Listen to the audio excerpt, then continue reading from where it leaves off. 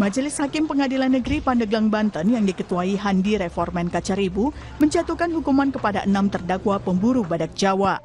Terdakwa utama, Sahru, yang menembak mati badak Jawa, divonis 12 tahun penjara dan denda 100 juta rupiah. Sementara 5 terdakwa lainnya, Atang Damanhuri, Isnen, Sayudin, Karib, dan Leli, divonis 11 tahun penjara dan denda 100 juta rupiah. Putusan ini lebih tinggi 1 tahun dari tuntutan jaksa.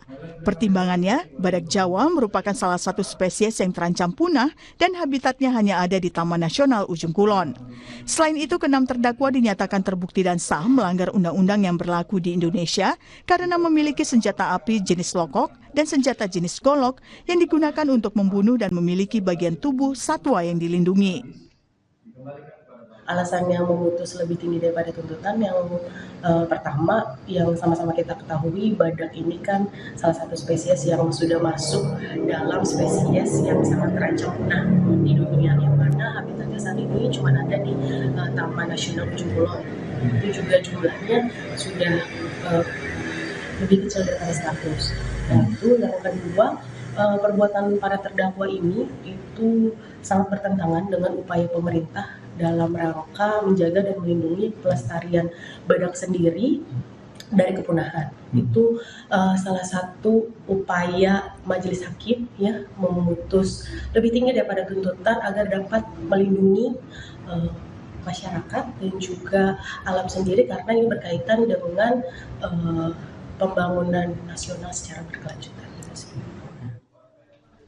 Putusan hakim ini diapresiasi pula oleh advokat dan peneliti kejahatan satwa liar Indonesia (APKSLI) yang menilai vonis telah memenuhi rasa keadilan berdasarkan peraturan Mahkamah Agung tentang penanganan perkara lingkungan hidup. Karena yang pertama, kami menilai bahwa putusan hakim ini sudah sangat berkeadilan bagi lingkungan di Indonesia, karena tidak hanya melihat daripada sisi keadilan bagi si pelaku, tapi hakim sudah mempertimbangkan tentang keadilan daripada badak Jawa itu sendiri.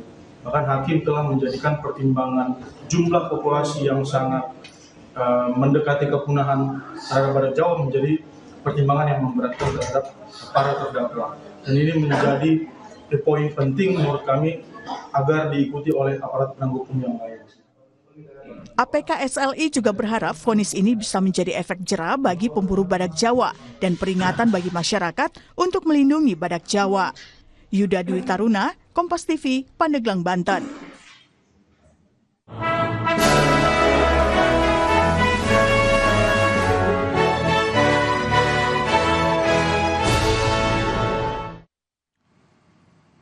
Saudara Sapa Indonesia Pagi akan segera kembali dengan informasi lainnya. Salah satunya, Majelis Hakim Pengadilan Negeri Jakarta Selatan tidak menerima permohonan pra-peradilan Sekjen PDI Perjuangan Hasto Kristianto atas penetapannya sebagai tersangka kasus suap dalam kasus Harun Masiku.